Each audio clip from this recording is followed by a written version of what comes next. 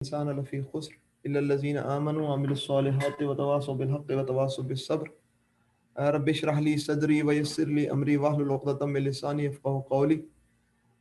اللہ تعالیٰ کا لاکھ احسان ہے کہ اس نے جو ہے وہ ہمیں رمضان نصیب فرمایا اور آج جمعۃ الوداع میں نماز جمعہ پڑھنے کی بھی سعادت نصیب فرمائی۔ اب جو ہے وہ یوں سمجھیں کہ آخری کچھ دن ہیں جو رمضان کے ہیں، اللہ تعالیٰ ان سے ہمیں فیضیاب ہونے کی توفیق عطا فرمائے۔ جیسے کہ ہمارا پروگرام جاری ہے اور سورۃ العلق جو ہے وہ آخری ہفتے کا ہدف تھی، تو آج اللہ کی ذات سے امید ہے کہ انشاءاللہ تعالیٰ ہم سورۃ العلق جو ہے وہ ختم کر لیں گے۔ کل ہم نے جو ہے وہ ہفتے کے دن جو ہے سورۃ العلق کی ابتدائی 5 آیات کی تلاوت کی سعادت حاصل کی تھی، تو اور اس کا ترجمہ اور مفہوم سمجھنے کی کوشش کی تھی۔ اس کا میں خلاصہ رکھ دیتا ہوں اور اس کے بعد جو ہے وہ ہم آگے بڑھیں گے۔ تو پچھلی دفعہ جو آیات تھیں، جو شروع کی 5 آیات تھیں، اس کے متعلق ہم نے یہ بات کی تھی کہ یہ وہ پہلی 5 آیات ہیں جو کہ پہلی وحی کے اندر نبی کریم صلی اللہ علیہ وسلم کو پہ نازل ہوئیں۔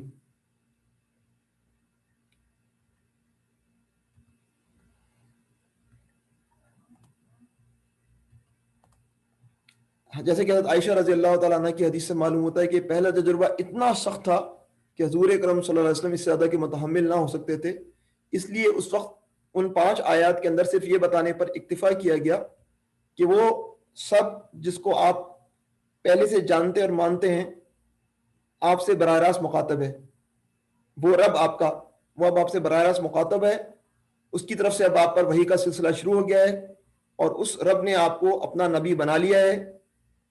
اس کے پھر ایک مدت کے بعد سورہ مدثر کی ابتدائی آیت نازل ہوئی جس میں آپ کو بتایا گیا کہ نبوت پر مامور ہونے کے بعد آپ کو کام کیا کرنا ہے۔ تو بہرحال یہ جو ہے وہ 5 آیات جو ہے وہ ایک بڑا سخت تجربہ تھا، اور اس کے بعد ایک یعنی کہ اس کے ساتھ ہی نماز کا طریقہ بھی سکھا دیا گیا اور سورہ فاتحہ بھی نازل ہو گئی، اور اس کے بعد ایک کچھ فترہ آیا اور اس کے بعد سورہ مدثر نازل ہوئی، اور پھر کہا گیا کہ جو ہے وہ اب آپ کو دعوت پبلک کے اندر دعوت کا جو ہے وہ کام کرنا ہے۔ آج جو ہے وہ ہم اس سے آگے آیت نمبر 6 سے شروع کریں گے۔ آیت نمبر 6 سے جو ہے وہ آپ دیکھ رہے ہیں کہ اس کے اندر 19 آیات ہیں، تو اس کا مطلب ہے کہ آج ہم 14 آیات انشاءاللہ تعالی کوشش کریں گے 14 آیات کا ترجمہ اور تشریح جو ہے سمجھنے۔ میں نے آپ کے سامنے عرض کیا تھا کہ پچھلی نشست میں بھی کہ سورۃ العلق سے پہلے سورۃ التین ہے، اور سورۃ التین کے اندر جو ہے وہ اللہ تعالیٰ نے کچھ قسمیں کھانے کے بعد جو ہے ایک چیز ڈکلیئر کی ہے، وہ ڈکلیئر کی ہے کہ لقد خلقنا الانسان فی احسن تقویم، اور اس کے بعد فرمایا ثم رددناہ اسفل السافلین۔ تو اب جو ہے وہ یہ جو حصہ ہے لقد خلقنا الانسان فی احسن تقویم، یہ تو اب تک 5 آیات کے اندر نظر آ رہا تھا، لیکن اب جو ہے وہ بدترین میں بدترین اسفل السافلین، اس کے اندر کا رول اب جو ہے وہ اگلی آگے کی آیات کے اندر میں نظر آئے گا۔ ایک نمائندہ کریکٹر ہمیں نظر آئے گا کہ جس نے اپنے آپ کو احسن تقویم سے گرا کر کہاں سے کہاں پہنچا لیا۔ تو یہ اب جو آیت نمبر 6 ہے یہ ایسا نہیں ہے کہ یہ اسی وقت نازل ہوئی، بلکہ یہ کسی اور موقع پر نازل ہوئی ہیں۔ آیت نمبر 6 سے لے کر آیت نمبر 19 تک یہ آیات پہلی 5 آیت کے نزول کے کافی دنوں بعد نازل ہوئی ہیں، اور جب آپ اس کا ٹیکسٹ پڑھیں گے تو آپ کو اندازہ ہوگا کہ یہ وہ وقت ہے جن حالات میں نازل ہوئی ہیں جب خاصی کشمکش عروج پر پہنچ چکی ہے مکہ کے اندر۔ تو یہ جو حصہ ہے اس کے اندر ہمیں نظر آئے گا کہ ثم رددناہ اسفل سافلین کی عملی تفسیر پر پورا اترنے والا شخص جو ہے وہ نمائندہ کریکٹر جو ہے وہ کون سا ہے، یہ سب جو ہے وہ آج کی نشست میں ہم جو ہے وہ زیر بحث لائیں گے انشاءاللہ تعالی۔ تو آیت نمبر 6 سے ہم شروع کرتے ہیں۔ آیت نمبر 6 میں اللہ تعالیٰ نے فرمایا اعوذ باللہ من الشیطان الرجیم کلا ان الانسان لیطغی، ہرگز نہیں انسان سرکشی کرتا ہے۔ تفہیم القرآن میں ترجمہ بامحاورہ یوں دیا گیا کہ ہرگز نہیں انسان جو ہے وہ سرکشی کرتا ہے۔ اچھا، اب جو ہے وہ سرکشی سے کیا مراد ہوتی ہے؟ بعض دفعہ جو ہے وہ زیادہ بہتر الفاظ یا زیادہ آسان الفاظ جو ہے وہ انسان کو چاہیے ہوتے ہیں۔ تو مولانا اشرف علی تھانوی صاحب کا ترجمہ یہ ہے سچ مچ، بے شک آدمی حد سے نکل جاتا ہے۔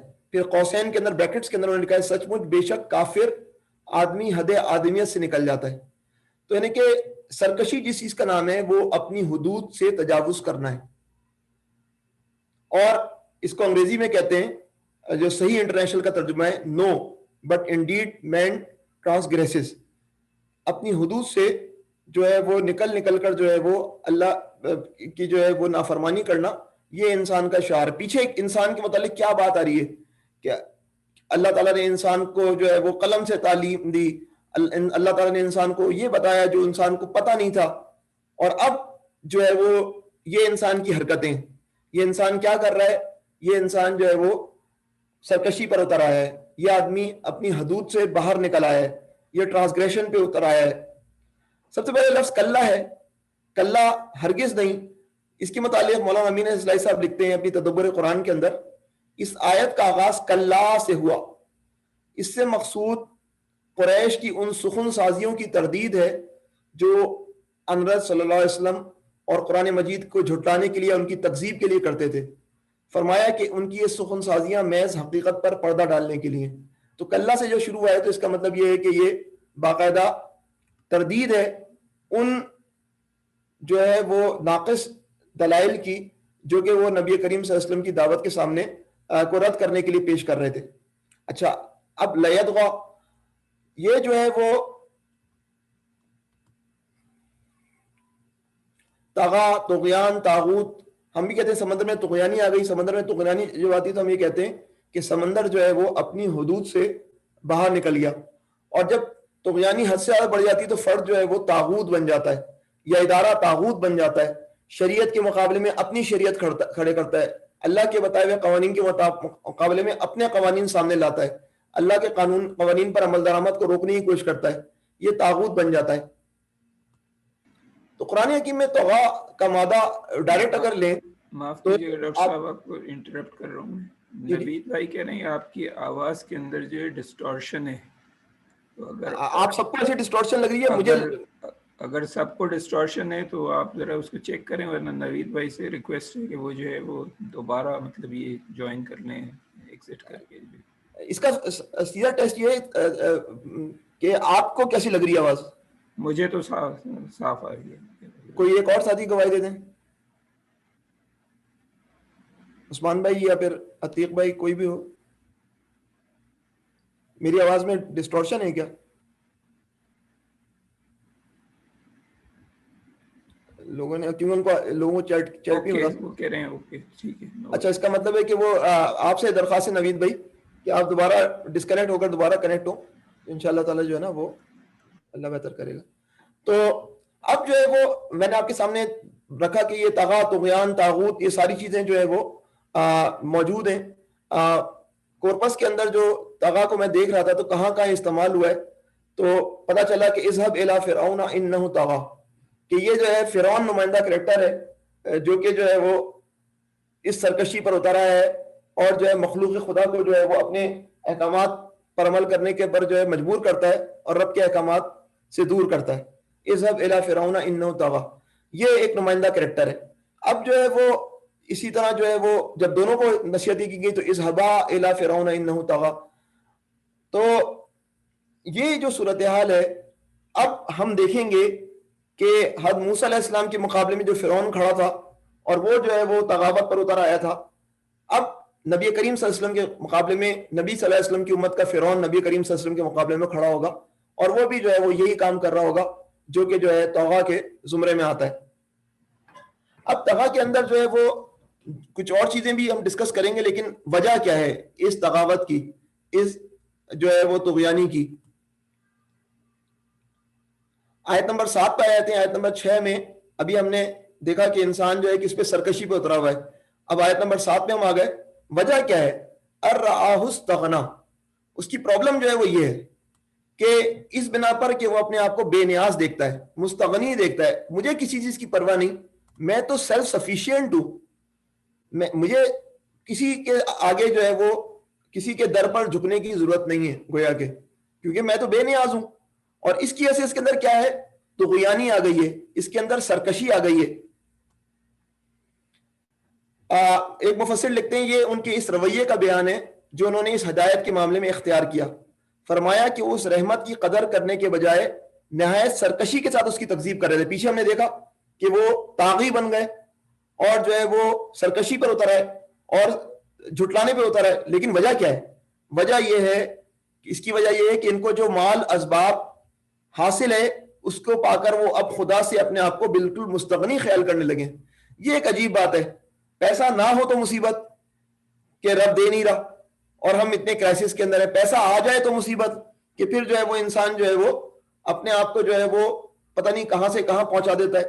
مجھے یاد ہے کہ میری لیب کے اندر ایک بنگالی بھائی تھے ہمارے, بنگلہ دیش کے تعلق تھا, اور وہ ماسٹرز کر رہے تھے, میں پی ایچ ڈی کر رہا تھا. تو وہ جو ہے وہ مجھے کہتے تھے کہ بدر بھائی جو ہے وہ میرے لیے بہتر یہی ہے کہ مجھ پر مصیبتیں آتی رہیں. میں نے کہا کہ کیوں بھائی, آپ کے لیے بہتر کیوں ہے کہ آپ پہ مصیبت آتی رہے؟ تو انہوں نے کہا کہ جب بھی میں صحیح حالت میں ہوتا ہوں تو میں نافرمانی کرنے لگتا ہوں اور میں جو ہے آؤٹ آف کنٹرول ہو جاتا ہوں, تو میرے لیے ضروری ہے کہ مجھے جھٹکے لگتے رہیں. تو یہ جو مسئلہ ہے کہ انسان کے اوپر جو ہے وہ آفت جو ہے وہ نہ آئے اور انسان کے سر میں درد نہ ہو, جیسے کہ فرعون کتنے عرصے تک جو ہے وہ بعض روایت کے مطابق مزے میں تھا, تو اس کے اندر ایسی سرکشی آ جاتی ہے کہ وہ اپنے آپ کو عقل کل سمجھتا ہے اور جو ہے وہ کسی دوسری رائے پر غور و فکر کرنے کی زحمت نہیں کرتا. اس کی انکار کی اصل علت جو ہے وہ کوئی دلائل نہیں ہوتے.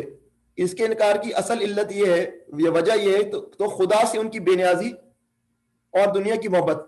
لیکن نمائش یہ کر رہے ہیں کہ گویا ان کے پاس کچھ شبہات ہیں جن کا کوئی تسلی بخش جواب ان کو نہیں مل رہا. یہ مولانا امین احسن اصلاحی صاحب نے اپنی تدبر کے اندر, تدبر قرآن کے اندر تفسیر میں لکھا ہے. نہیں, پوری جو بساط ہے اس کے اندر تو یہ نظر آئے گا کہ یہ کوئی دلائل پیش کر رہے ہیں دعوت کے خلاف, لیکن اصلاً جو ان کی پرابلم ہے وہ یہ ہے کہ یہ اپنے آپ کو مستغنی سمجھتے ہیں رب سے, جس کی بنیاد پر جو ہے وہ رب کے آگے سر جھکانے والی دعوت پر ایمان لانے کے لیے تیار نہیں ہے. لیکن آپ ذرا غور کریے کہ اپنے آپ کو بے نیاز دیکھتا تو ہے, لیکن وہ کتنا مستغنی ہے, کتنا جو ہے وہ سیلف سفیشینٹ ہے. ہماری حقیقت کیا ہے ہماری سیلف سفیشینسی کی؟ یہ جو عمر ہے, یہ جو صحت ہے جس کے متعلق ہم سمجھتے ہیں کہ یہ ہم بہت جو ہے اکڑ کر چل سکتے ہیں, ہماری گردن تنی ہوئی ہو سکتی ہے, یہ کچھ ہی عرصے میں ایک بڑھاپا آئے گا اور ہمیں کسی کو پارکنسن ہوا ہوگا کہ اسے زندگی ملی ہوئی ہوگی, کوئی جو ہے وہ اپنے گھٹنوں کے درد کو لے کر بیٹھا ہوا ہوگا, کوئی اپنی کسی اور کمزوری کے ساتھ جو ہے وہ اپنے غم کا اظہار کر رہا ہوگا. وہ جو کہ نماز مسجد میں جانا جو ہے گوارا نہیں کرتا, وہ پہلی صفوں میں بیٹھا نظر آئے گا بعض دفعہ. یہ کیا ہے؟ یہ ہماری حقیقت ہے کہ یہ جو زندگی ہے, یہ جو جوانی ہے, یا جو نعمتیں ہیں, یہ ساری نعمتیں جو ہیں ان کا زوال, یہ ایک حقیقت ہے. اگر میری زندگی میں میرے پاس مال بڑھتا ہی چلا گیا لیکن بالآخر میں اس مال کو بینکوں میں چھوڑ کر اللہ کے پاس پہنچ جاؤں گا, وہ مال ویسے کہ ویسے ہی رہے گا, مکان جو ہے وہ موجود ہے لیکن مکین جو ہے وہ کہیں اور پہنچ گیا. تو یہ بالکل جو ہے وہ ڈیلوژن ہے کہ میں جو ہے سیلف سفیشینٹ ہوں. میری حقیقت کیا ہے میرے رب کے آگے؟ ابھی جو کورونا وائرس نے میرے استغنا کو اور بھی جو ہے وہ پتہ کرا دیا یہ کیا حقیقت ہے کہ میں بڑا مستغنی ہوں, میں جب چاہوں میں ہوائی جہاز میں بیٹھوں, میں سڈنی پہنچ جاؤں, میں ہوائی جہاز میں بیٹھوں اور لاس اینجلس میں پہنچ جاؤں, میں گھر میں بیٹھا ہوا ہوں, کچھ بھی نہیں کر سکتا, لاک ڈاؤن ہے, ڈرا بیٹھا ہوں. یہ ہے حقیقت میرے استغنا کی, یہ ہے میری بے نیازی کی کیفیت, یہ ہے میری کمزوری. لیکن اس کمزوری کے باوجود بھی جو ڈیلوژن ہے جس کی بنیاد پر جو ہے وہ انسان کی اکڑ جو ہے وہ اس کو جہنم کی آگ تک پہنچا دیتی ہے, یہ ہولناک چیز ہے. کسی نے کہا تھا کہ poverty makes people subhuman. Poverty, غربت جو ہے انسان کو کیا بنا دیتی ہے؟ Subhuman. اور excess of wealth makes people inhuman, یعنی کہ ان کے اندر انسانیت ہی ختم کر دیتی ہے. جب ایکسس آف ویلتھ آتا ہے, جب دولت کی فراوانی آتی ہے تو انسان نہیں رہتا. انسان جو ہے وہ ایک متکبر مخلوق بن جاتا ہے, ان ہیومن, جس کے اندر جو ہے وہ ایموشنز, جذبات, دوسروں کی مدد کی فکر, سب چیزیں غائب ہو جاتی ہیں, غارت ہو جاتی ہیں. دیکھیں اب سامنے والی پارٹی کون سی ہے جو نبی کریم صلی اللہ علیہ وسلم کے سامنے کھڑی ہوئی ہے؟ یہ قریش ہے.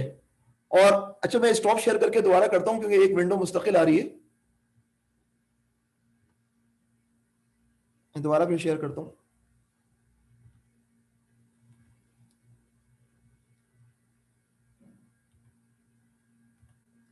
یہ نظر آ رہا ہے قریش کے اچھے دن؟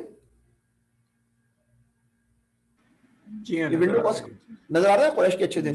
تو یہ قریش جو تھے ان کے متعلق آپ کا کیا خیال ہے؟ ان کے دن جو ہے وہ بڑے اچھے ہر دور سے تھے؟ ایسا نہیں ہے. کیا قریش شروع سے کھاتا پیتا قبیلہ تھے؟ نہیں, ایسی کوئی بات نہیں ہے. قریش جو ہے وہ اگر آپ دیکھیں یہ نبی کریم صلی اللہ علیہ وسلم کا شجرہ نسب ہے, اور اس کے اندر جو ہے وہ آپ دیکھ رہے ہیں کہ کس طرح جو ہے وہ یہاں سے بات شروع ہوتی ہے یہ قریش کے قبیلے کی, اور یہ حجاز کے اندر بکھرا ہوا ہے یہ قبیلہ, اور مگر ایک شخص اس کا نام ہے قصی. یہ قصی ہیں جو سب کو مکہ میں اکٹھا کرتے ہیں, اور جو ہے یہاں پر مکے میں اکٹھے ہونے کے بعد یہ حج میں جو ہے وہ لوگوں کی خدمت کا بیڑا اٹھاتے ہیں. اور پھر کیا ہوتا ہے, اور یہ قصی جو ہے وہ یہ لوگ جو ہے وہ ابھی ٹوٹلی گزارا کر رہے ہیں کہ اس بات پر کہ جو ہے وہ حجاج جو آ رہے ہیں حاجی, یہ جو نذرانے دے رہے ہیں ان کی خدمت کے نتیجے میں جو کچھ مل رہا ہے اس کی بنیاد پر ان کی زندگی گزر رہی ہے. اور مکے میں رہنے والوں کی جو صورتحال ہے وہ یہ ہے کہ مالی طور پہ اتنے کرائسس کا شکار ہیں کہ جو ہے وہ وہاں پر موت کی رسم ہے کہ جب کھانا ختم ہو جاتا اور کچھ نہیں ہوتا تو یہ لوگ جو ہے وہ خیمے میں جا کر بیٹھ جاتے اور اپنی موت کا انتظار کرتے. تو یہ جو صورتحال ہے اس کے اندر پھر جو ڈراسٹک فرق پیدا کیا وہ کس شخص نے پیدا کیا, ہاشم نے, نبی کریم صلی اللہ علیہ وسلم کے جد امجد ہاشم, جن سے بنو ہاشم کہلائے. یہ ہاشم تھے جن کا ایک بیٹا تھا اسد, اور اسد کا ایک دوست تھا بنو مخزومی. اس نے بتایا کہ میرے گھر میں اب کھانا ختم ہو گیا, میں کچھ نہیں کر سکتا, اور جو ہے وہ اب ہم جا رہے ہیں اپنے خیمے میں اپنی موت کا انتظار کرنے, کیونکہ اب ہمارے پاس کھانے کو کچھ نہیں ہے. اسد جو تھا جو ہاشم کا بیٹا تھا تو وہ جو ہے اس نے جو ہے وہ بات کی اور کسی دن طرح 10 دن کا راشن دے دیا. 10 دن کے بعد وہ پھر آیا لڑکا کہ ہمارے گھر میں اب وہ بھی ختم ہو گیا. تو اب وہ اسد جو ہے وہ روتا ہوا اپنے باپ کے پاس آیا, اور ہاشم نے جو ہے وہ اس صورتحال میں جو ہے وہ اجلاس طلب کیا, اور اجلاس طلب کیا اس طرح تو ہم موت کے چنگل میں, ہماری آبادی کم ہوتی جا رہی ہے, یہ ہم کیا کر رہے ہیں, ہم لوگوں کا مستقبل کیا ہے. اور اس کے بعد ہاشم نے جو ہے وہ اپنے جو 3 اور بھائیوں کو ملا کر جو ہے وہ انٹرنیشنل ٹریڈ کا آغاز کیا. کوئی روم کی طرف گیا, تو کوئی ایران کی طرف گیا, کوئی حبشہ کی طرف نکلا, اور کوئی یمن کی طرف نکلا, اور انہوں نے جو ہے وہ چاروں طرف جو ہے ٹریڈ کا آغاز کیا. یہ کب کی بات ہے, یہ نبی کریم صلی اللہ علیہ وسلم سے صرف 2 نسلیں پہلے کی بات ہے. اس ٹریڈنگ کے نتیجے کے اندر جو ہے وہ ان لوگوں کے حالات بدلے, اور یہ سردار کہلانے لگے, ان کے پاس استغنا اور مستغنی ہونے لگے یہ لوگ. اس سے پہلے کیا صورتحال تھی؟ تو اس کے بعد آپ عبد المطلب اور پھر عبداللہ اور پھر نبی کریم صلی اللہ علیہ وسلم. اب نبی کریم صلی اللہ علیہ وسلم کے اوپر وحی نازل ہوئی ہے, اور جو ہے وہ بات ہی ہو رہی ہے کہ ان کے سامنے وہ لوگ ہیں جن کے اندر جو ہے تکبر آ گیا ہے. یہ لوگ کیا حرام کماتے تھے؟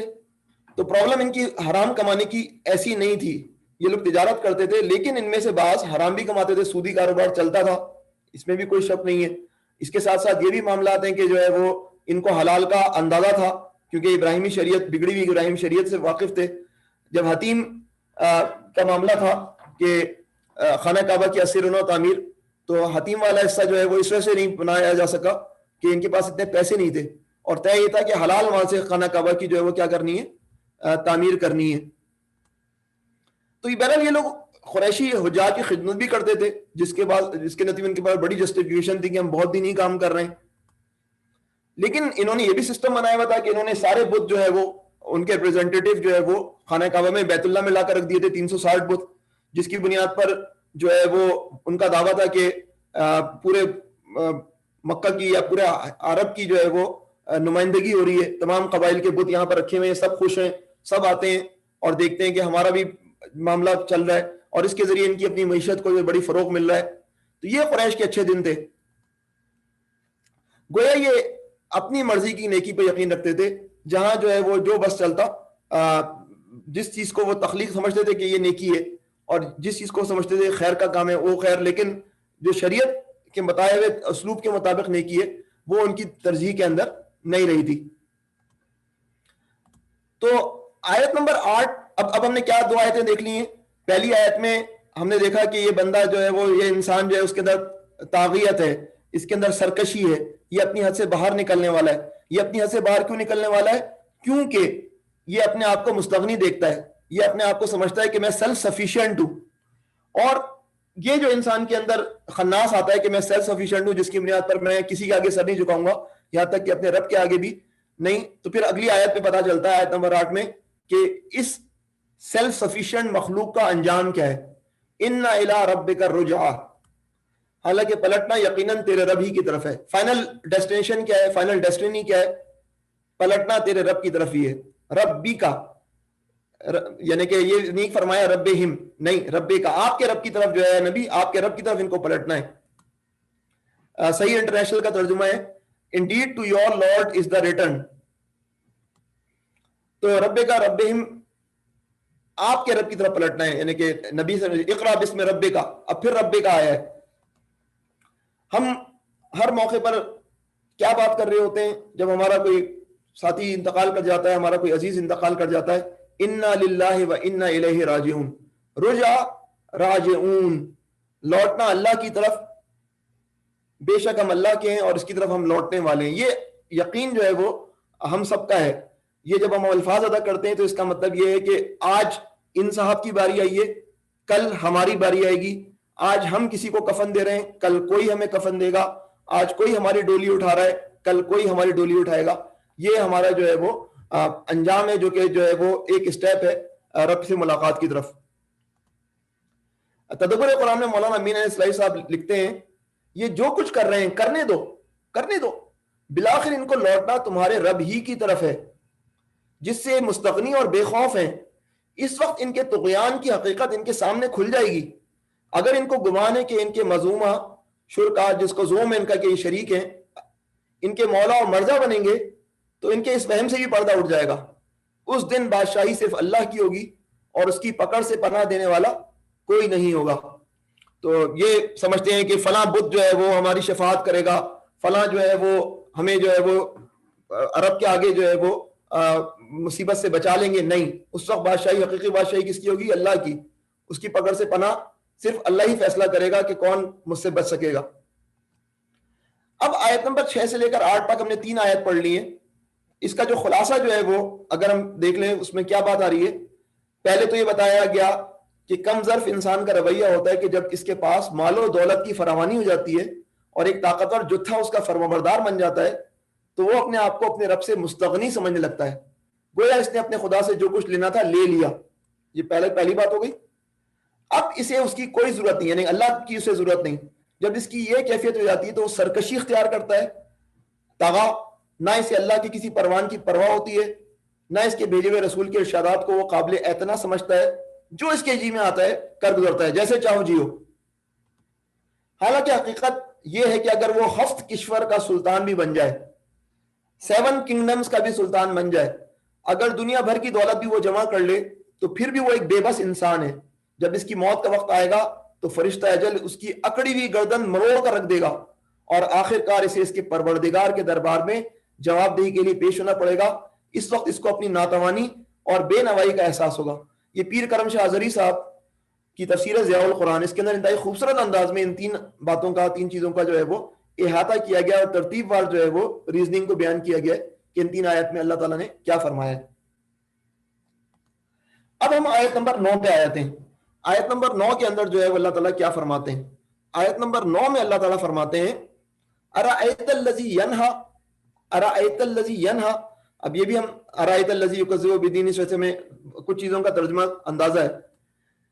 تم نے دیکھا، کیا تم نے دیکھا، الذی، اس شخص کو، جو ینہا، جو منع کرتا ہے، جو ایک بندے کو منع کرتا ہے، بامحاورہ ترجمہ، تم نے دیکھا اس شخص کو جو ایک بندے کو منع کرتا ہے۔ Have you seen the one who forbids؟ کیا فوربٹ کرتا ہے بھائی؟ ابھی یہ بات کلیئر نہیں ہے، وہ اگلی آیت میں پتہ چلے گی۔ یہ کون سا شخص ہے؟ پیچھے کی آیت میں ہم نے دیکھا کہ آخری جملہ کیا ہے، وہ جو رب سے ملاقات پر، جو رب کی طرف پلٹنے پر یقین رکھتا۔ اب اس کے رویے میں بات آ رہی ہے کہ وہ کیا کام کر رہا ہے۔ روکنا جو ہے وہ برا عمل بھی ہے اور روکنا جو ہے وہ اچھا عمل بھی ہے، ہم اچھی طرح جانتے ہیں۔ ینہا، اسی سے جو ہے وہ امر بالمعروف و نہی عن المنکر نکلا ہے، منکر کو روکنا۔ لیکن اگر کوئی معروف کو روکے تو وہ تو کتنا بڑا جو ہے وہ مس گائیڈڈ ہے۔ تدبر قرآن میں ارائیتا کے حوالے سے جو ہے وہ مولانا امین اصلاحی صاحب لکھتے ہیں، ارائیتا کے اسلوب پر ہم جگہ جگہ لکھ چکے ہیں کہ یہ اس وقت لاتے ہیں کہ جب کسی کی نہایت نامناسب حرکت پر لوگوں کو توجہ دلانی ہو، نامناسب حرکت پر، یا اس پر نکیر کوئی ہو، یا اس پر جو ہے وہ کیا کرنا ہو، آگے اعتراض وارد کرنا ہو، منع کرنا ہو۔ جس طرح اب ہم اپنی زبان میں آرائیتا کے لیے بعض دفعہ کیسے بغیر بھلا دیکھا تم نے اس کو، بھلا دیکھا تم نے اس کو، کیا تم نے اس کا حال دیکھا، ذرا اس کو تو دیکھو۔ یہ ساری چیزوں کے اندر جو ہے وہ نیگیٹو کنوٹیشن بعض دفعہ ہوتی ہے. تو ارائیتا تو یہ آ گیا. اب الذی ینہا کے متعلق میں بات کرنی کہ آخر کس نوعیت کا فاربرڈ ہے, کس نوعیت کی ممنوع چیزوں کی باتیں ہو رہی ہیں. یہ جو قرآن حکیم میں کورپس کے اندر آپ دیکھیں نہا کے حوالے سے, تو میں نے صرف جو ہے وہ سب سے آخری 3 جو ہے وہ نہا کے متعلق بات کی ہے. ایک نہا جو ہے وہ آیت نمبر سورہ نمبر 79 کے اندر ہے, وَأَمَّا مَنْ خَافَ مَقَامَ رَبِّهِ وَنَهَى النَّفْسَ عَنِ الْهَوَىٰ, کہ وہ آدمی جس نے خوف رکھا کہ اس کو رب کے آگے کھڑا ہونا ہے, اس دن سے وہ ڈرا جس دن اسے اپنے رب کے آگے کھڑا ہونا ہے, اور اس ڈر کے نتیجے میں اس نے کیا کیا, وَنَهَى النَّفْسَ عَنِ الْهَوَىٰ, اپنی خواہشات جو نفسانی خواہشات ہیں اس کو روکا. تو اب اس کے لیے کتنا بڑا جا رہا ہے. تو یہ نہا تو بہت اچھا ہے, لیکن اب جو ہے وہ 96 کے اندر جب ہم سورۃ العلق کی بات کر رہے ہیں تو 2 دفعہ نہا آئے گا, ایک دفعہ یہاں پر جو, اور آگے ایک اور موقع پر جو ہم ڈسکس کریں گے. تو کس چیز سے روکا؟ عبدًا اذا صلی, یعنی کہ روکنے والا کس کو روک رہا ہے؟ ایک عبد کو, ایک بندے کو. اور کب روک رہا ہے؟ جب وہ کیا کر رہا ہے؟ اذا صلی, جب وہ نماز پڑھ رہا ہے, جبکہ وہ نماز پڑھتا ہو. روکنے والا کس کو روک رہا ہے؟ ایک بندے کو, جبکہ وہ نماز پڑھتا ہو. نماز جو ہے وہ رب سے تعلق کا ذریعہ ہے.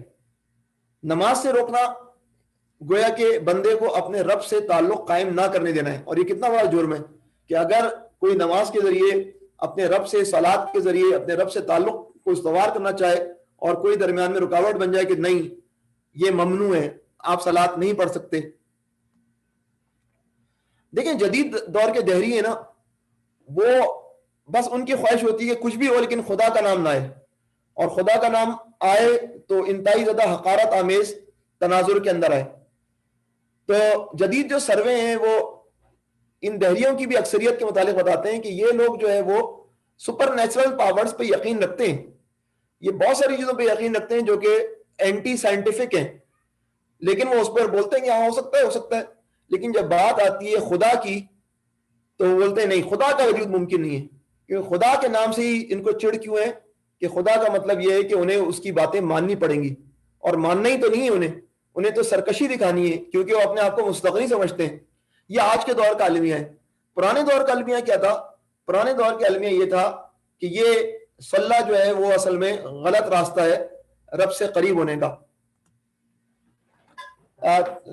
محترمہ زاہدہ تنویر صاحبہ اپنی تفسیر تنویر القرآن کے اندر لکھتی ہیں, ایسا انسان, بعض لوگ ایسے ہو جاتے ہیں, ایسا انسان جو اللہ سے تعلق رکھنے پر لوگوں کو ڈسکریج کرتا ہو, خفا ہوتا ہو, کہتا ہو کہ تم اللہ سے قطع تعلق کر لو, بلکہ وہ کہتا ہے کہ اگر تم نے اللہ کی بات مانی تو میں بہت ناراض ہو جاؤں گا تم سے. بہت ہی برے لگتے ہیں اللہ کے فرمانبردار, اور اللہ کا نام اس کو بہت برا لگتا ہے. کسی کو اللہ کی بات کرتے دیکھ ہی نہیں سکتا. اللہ کا نام تو کوئی لے غصے میں آ جاتا ہے, غصہ آ جاتا ہے, ناراض ہو جاتا ہے, نفرت شکل پہ آ جاتی ہے, چڑ آ جاتی ہے اللہ کے نام سے. ایسا انسان تو کہا کہ دیکھا تم نے اس کو جو اللہ کی عبادت سے روکتا ہے. یہ ایک جنرل سچویشن ہے, کیونکہ ہم اب ابو جہل کے متعلق بات کریں گے آگے, جس کے متعلق خاص طور پہ آئیے. لیکن یہ ایک جنرل فینومنا ہے کہ جو ہے وہ ایسے افراد جو کہ بولتے ہیں ہم مولوی سے بیزار ہیں, ملا سے بیزار ہیں, لیکن حقیقت میں وہ دین سے بیزار ہوتے ہیں. اگر آپ ان کی زندگی گزارے, انہوں نے پوری زندگی مسجد میں جانے کی زحمت نہیں کی, لیکن جب کھیل کھیلتے ہیں اپنے الفاظ کا تو وہ ظاہر کرتے ہیں کہ ہم تو ملا کی ملائیت سے بیزار ہیں, مولوی کی مولویت سے بیزار ہیں. ارے بھائی, نماز میں جانے سے کس نے روکا ہے؟ نہیں. تو روکنے کے طریقے 2 ہی ہوتے ہیں, ایک سافٹ جو ہے وہ کمپلجن ہے, ایک ہارڈ کمپلجن ہے. سافٹ طریقے سے منع کرنے کے طریقے ہیں کہ آپ اس طرح کا سسٹم بنا لیں کہ نماز پڑھنے والا نکو بن جائے, اور جو ہے وہ آپ اس موقع پر جب نماز کا روزوں کا موقع ہے تو آپ جو ہے وہ اپنی لیگز شروع کر دیں, اپنے کھیلوں کے مقابلے شروع کر دیں, بیہودہ ڈرامے دکھانا شروع کر دیں, وہ چیزیں کریں کہ جس ماحول کے اندر جو ہے وہ نماز پڑھنا بندگان خدا کے لیے مشکل ہو جائے. اور اگر جو ہے وہ زیادہ کنٹرول پبلک پہ حاصل ہے تو جو ہے وہ ہارڈ طریقے سے مسجدوں کو بند کر دیں, مسجد میں لوگوں کو نہ آنے دیں, لوگوں کو نماز نہ پڑھنے دیں, نمازیوں کے پیچھے جو ہے وہ جاسوس لگا دیں, فجر کی نماز میں کون سا نوجوان آ رہا ہے اس کے لیے خصوصاً جو ہے اس کے لیے ایجنٹ جو ہے مقرر کر دیں. یہ ساری اس دنیا کے اندر ہوتا ہے. اور جو ہے وہ ان سب کا مقصد کیا ہوتا ہے کہ جو ہے وہ جس طرح لوگ جو ہے وہ مسجد کی طرف رخ کرتے ہیں یہ رخ جو ہے کسی طرح کم ہو جائے, نمازیں جو ہے مسجدیں نمازیوں سے خالی ہو جائیں, اور جو ہے وہ نماز جو ہے بنیادی طور پر کس چیز کا نام ہے, یہ اس چیز کا اعلان ہے کہ مسلم معاشرے کے اندر کوئی زندگی ہے, اس زندگی کو ہی ختم کر دیا جائے. تو یہ تو ایک جنرل پرسپیکٹو ہو گیا. لیکن اب اسپیشل پرسپیکٹو کیا ہے, کس کے متعلق نازل ہوئی ہے؟ تو یہ ہے نازل ہوئی ہے عبد کون ہے, یہ نبی کریم صلی اللہ علیہ وسلم کی ذات ہے, اور روکنے والا مفسرین کے مطابق ابو جہل ہیں یا قریش کے دیگر گنڈے ہیں.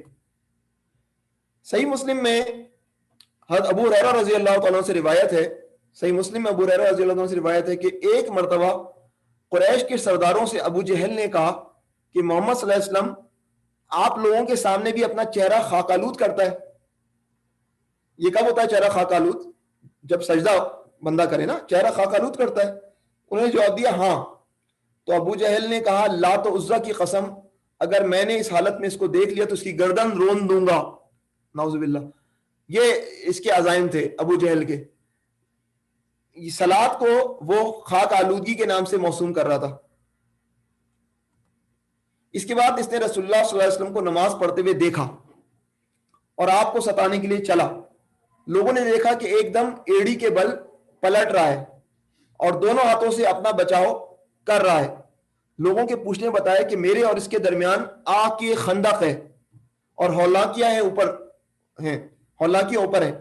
بعد میں نبی کریم صلی اللہ علیہ وسلم نے فرمایا کہ اگر وہ میرے قریب آتا تو فرشتے اس کا ایک ایک عضو اچک لیتے. یہ صورتحال ہے. یعنی کہ یہ جو بندہ تھا, یہ ابو جہل جو تھا, یہ کس مشن پر تھا کہ نبی کریم صلی اللہ علیہ وسلم کی ناک کے مبارک جو اللہ کی خاطر خاک آلود ہو رہی تھی اس کو رون ڈالے, اور جو ہے وہ اللہ تعالیٰ نے جو ہے وہ اپنے بندے کی اس طرح حفاظت فرمائی. لیکن یہ بندہ جو ہے وہ کس طرح کا ہے, یہ روکنے والا ہے بندے کو نماز سے. یہ ابو جہل قریشی تھا. ابو جہل قریشی تھا. اگر آپ دیکھیں یہ فہر سے چل رہا ہے قریش, اور پھر مرہ پہ آ کر جو ہے وہ یہ کلاب, اور یہ پھر ایک اور بیٹا ہے یقظہ, میرا خیال میں اس کو پڑھتے ہیں. اب آپ دیکھیں کلاب سے قصی ہے. قصی کے متعلق میں نے کہا کہ یہاں انہوں نے جو ہے وہ پھر منظم کیا قریش کو یہاں پر. اور قصی کے بیٹے ہیں عبد مناف, عبد مناف کے بیٹے ہیں ہاشم, اور ہاشم کا ایک بیٹا اسد جس کے متعلق ابھی ہم نے بات کی. ہاشم کا ایک اور بیٹا ہے عبد المطلب, اور عبد المطلب کے ایک بیٹے ہیں عبداللہ, اور عبداللہ کے بیٹے ہیں محمد رسول اللہ صلی اللہ علیہ وسلم. تو یہ تو ایک وہ چل رہی ہے نا سیریز اس اولاد سے, قصی بن کلاب سے. اب آپ ادھر دیکھیں مرہ کی ایک اور اولاد ہے, اور ادھر سے مخزوم ہے, یہ قبیلہ مخزوم ہے. اور قبیلہ مخزوم کے اندر آپ یہ دیکھ رہے ہیں کہ ایک نسل میں ہشام آتا ہے, اور ہشام کا بیٹا ہے ابو جہل. یہ ابو جہل ہے جو کہ جو ہے وہ نبی کریم صلی اللہ علیہ وسلم کا بدترین مخالف ہے. دونوں ہی ایک ہی خاندان سے تعلق رکھتے ہیں, دونوں ہی قبیلہ قریش نے ایک ہی قبیلے سے تعلق رکھتے ہیں, لیکن ایک کو جو ہے وہ اب لقد خلقنا الانسان فی احسن تقویم کی تفسیر بنتا ہے, اور ایک جو ہے ثم رددناہ اسفل سافلین کی تفسیر بنتا ہے ابو جہل. ابو جہل کیا کرنے چلا تھا؟ نبی کریم صلی اللہ علیہ وسلم کی گردن پہ, گردن مبارک پر پاؤں رکھ کر روننے لگا تھا آپ کے چہرے مبارک کو, اور اللہ تعالیٰ نے کس طرح نبی کریم صلی اللہ علیہ وسلم کی حفاظت فرمائی. تو آیت نمبر 10 کے اندر جو ہے وہ جبکہ وہ نماز پڑھتا ہو وہ بندہ, اس کو روکنے کے لیے یہ تگ و دو کر رہا ہے. اب سوچنے والی بات یہ کہ ہم آگے کے ہم فاسٹ فارورڈ کرتے ہیں, یعنی کہ اس نے یہ واقعہ دیکھ لیا, اتنا دیکھنے کے بعد بھی یہ فرد ایمان نہیں لایا. بڑی حیرت کی بات نہیں ہے؟ اتنا دیکھا, خندق دیکھ لی آگ کی, واپس آ گیا, لیکن اپنے موقف سے یہ ٹس سے مس نہیں ہوا ہے. آخر اس کے اندر یہ کیا پرابلم تھی؟ صرف یہی کہ الزام کے نبی کریم صلی اللہ علیہ وسلم نعوذ باللہ جادوگر ہیں, یہ ساری جادوگری ہے. اس کو اللہ نے کیا کچھ نہیں دیا تھا, کتنا کچھ اللہ نے اس کو دیا تھا. عقل اتنی تھی, آپ تصور کریں اس کی عقل اتنی تھی کہ یہ 30 سال کی عمر میں دار الندوہ کے اندر تمام قریش کے بڑے بزرگوں کے ساتھ بیٹھتا تھا اور مشورے دیتا تھا. لوگ اس کو جو ہے بڑی اس کی جو ہے آرا کو بہت زیادہ ویلیو دیتے تھے, اور خدمت خلق بھی کیا کرتا تھا اپنے طور پہ. جنرس تھا, سخی تھا, عقل مند تھا, بہت اعلیٰ مقام معاشرے میں حاصل تھا, اعلیٰ پوزیشن تھی, سب کچھ تھا. لیکن ثم رددناہ اسفل السافلین. اور یہ وہ فرد ہے جس رسول اللہ علیہ وسلم کی دعا میں شامل تھا. رسول اللہ صلی اللہ علیہ وسلم نے 2 افراد کے متعلق دعا مانگی کہ ان 2 میں سے ایک فرد کم از کم مجھے دے دے اللہ پاک. تو نبی کریم صلی اللہ علیہ وسلم نے ابو لہب کے لیے تو دعا نہیں مانگی, ولید بن مغیرہ کے لیے دعا نہیں مانگی. کن 2 افراد کے لیے دعا مانگی؟ ایک حضرت عمر بن خطاب اور ایک عمرو بن ہشام جس کو ابو جہل کہتے ہیں. تو یہ وہ فرد ہے جس کے اندر کیپیسٹی تھی, جس کے اندر پوٹینشیل تھا. اگر یہ دین کے لیے کھڑا ہو جاتا تو دین کا ایک بہت بڑا ستون بن سکتا تھا. تبھی نبی کریم صلی اللہ علیہ وسلم نے اس کے لیے جو ہے وہ دعا نام لے کر دعا کی ہے. لیکن اللہ تعالیٰ نے حضرت عمر بن خطاب کو یہ اعزاز بخشا کہ وہ جو ہے وہ اللہ کے رسول صلی اللہ علیہ وسلم کی پکار پر لبیک کہیں, اور ابو جہل جو ہے وہ اس قابل ٹھہرا کہ وہ جو ہے وہ اس دشمن حق, اس امت کا فرعون کہلائے. یہ دشمن ہے اپنا, اور نبی کریم صلی اللہ علیہ وسلم نے فرمایا یہ اس قوم کا فرعون ہے. ابھی ہم نے پڑھا تھا اذهب الى فرعون انه طغى, اور طغى کا لفظ جو ہے وہ شروع کے اندر آیت نمبر 6 کے اندر بھی آیا. تو گویا کہ ابھی جو ہے وہ نبی کریم صلی اللہ علیہ وسلم کو ایک اپنی قوم کے فرعون کا جو ہے وہ سامنا ہے. اور بدر کے مارکے میں کیا ہوا اس کا انجام؟ بدر کے مارکے میں 2 نوجوان لڑکے ایک جو ہے وہ معوذ ہیں اور ایک معاذ ہیں. یہ دونوں جو ہے اس کو گرا دیتے ہیں, مار دیتے ہیں. پھر حضرت عبداللہ ابن مسعود جو ہے وہ اس کو پہچان کر اس کا سر قلم کر دیتے ہیں. حق سمجھتا تھا یہ, ہاں محمد حق پر ہیں, لیکن کیا کیا؟ بعض دفعہ ایک روایت کے مطابق آتا ہے کہ وہ کہتے ہیں کہ ہم نے جو ہے عبد مناف کا مقابلہ کیا ہے, وہ یہ کرتے ہیں, ہم نے یہ کیا, وہ یہ کرتے ہیں, اب یہ نبی لے آئے, میں بتاؤ کیا کروں. یہ کیسا تعصب تھا جس کی بنیاد پر اس فرعون نے جو ہے وہ اپنے آپ کو, اپنی آخرت کو جو ہے وہ کیا کر لیا, تباہ و برباد کر لیا. اب ہم آیت نمبر 11 پہ آتے ہیں. آیت نمبر 11 میں اللہ تعالیٰ نے فرمایا ارأیت ان کان علی الہدی, یعنی کہ ایک داعی کے لیے جو ہے وہ یہ بات لازمی ہے کہ وہ جب بات کر رہا ہو تو وہ لوگوں کو اپیل کرے, لوگوں کی عقل پر اپیل کرے, تاکہ جو ہے وہ لوگ جو ہے وہ سوچنے میں مجبور ہو جائیں, فکر کرنے پر کہ سامنے والا کیا کہہ رہا ہے. تو اب قرآنی اسلوب دیکھیں, ارأیت ان کان علی الہدی, دوبارہ ارأیت آیا, دوسری دفعہ ارأیت آیا. تمہارا کیا خیال ہے اگر وہ بندہ راہ راست پر ہو؟ کون سا بندہ؟ اب اس کے اندر یہ ہے کہ کون راہ راست پر ہو, یہ سوال بن جاتا ہے. یہ دوسرا رائتا ہے, اس کے اندر جو ہے وہ پیر کرم شاہ حضری صاحب کی تفسیر ہے, یہ ضمیر خطاب کا مرجع ابو جہل ہے, یعنی کہ اس کے اندر جو ہے وہ ضمیر جو ہے وہ کس طرف راجع ہے, کس طرف پوائنٹ کر رہی ہے, ابو جہل کی طرف. اس صورت میں معنی ہوگا کہ اے ابو جہل, تو جس بندے کو نماز سے منع کرتا ہے, اگر وہ ہدایت پر ہو, ذرا غور تو کرو, تم جس شخص کو منع کر رہے ہو صلاۃ سے, جس کے گردن پر تم پاؤں رکھنے کے لیے آمادہ ہو, ان کان علی الہدی, اگر وہ بندہ راہ راست پر ہو, اس امکان کو بھی تو مدنظر رکھو نا. تھنکنگ پروسیس کی طرف توجہ دلائیے, سوچنے کی دعوت دی ہے. ابو جہل کو کہا کیا جاتا تھا مکے کی فیلڈ کے اندر؟ مکے میں اسے ابو الحکم کہا جاتا تھا, ابو الحکم. اور ابو الحکم کا مطلب ہے فادر آف وائز ججمنٹ, یعنی کہ پوری کیلکولیشن کر سکتا تھا وہ. اس کی تھنکنگ پاور, اس کا سوچنے کا طریقہ, اس کے ڈیسیجن میکنگ, وائز ججمنٹ, عقل مندانہ فیصلے کرنے کی صلاحیت تھی اس کے اندر. لیکن اس معاملے میں مار کھا گیا, ہو غور ہی نہیں کر سکا کہ کون ہدایت پر ہے, کون جو ہے وہ دلالت پر ہے. اگر ابو جہل اس نماز پڑھنے کو بے دینی سمجھ رہا ہے تو اس پر غور و فکر تو کرے, یہ کیسی بے دینی ہے کہ جس کے آگے دلائل اور اخلاق کی سطح پر کھڑا ہونا اس ابو جہل جیسے شخص کے لیے مشکل ہو رہا ہے. اسے سوچنا چاہیے کہیں سامنے والا ہدایت پر تو نہیں ہے. اچھا, اب یہ ایک ضمیر, یہ سمجھیں کہ میجورٹی آف مفسرین اسی طرف جاتے ہیں, لیکن وہ دوسری بات بھی رکھتے ہیں کہ اس کا ایک اور ترجمہ بھی ہو سکتا ہے. اور دوسرا ترجمہ یہ ہے کہ اگر ابو جہل ارائیت امکان الہدی, اگر یہ ہو جاتا کہ اگر ابو جہل ہدایت قبول کر لیتا تو اس کے لیے کتنا اچھا ہوتا. تو اس صورت میں جو ہے وہ ان کان الہدی کی ضمیر کی طرف جا رہی ہے ابو جہل کے لیے, اور اس صورت میں مطلب یہ ہوگا کہ کاش یہ ہدایت قبول کر لیتا تو اس کے لیے کتنا اچھا ہوتا.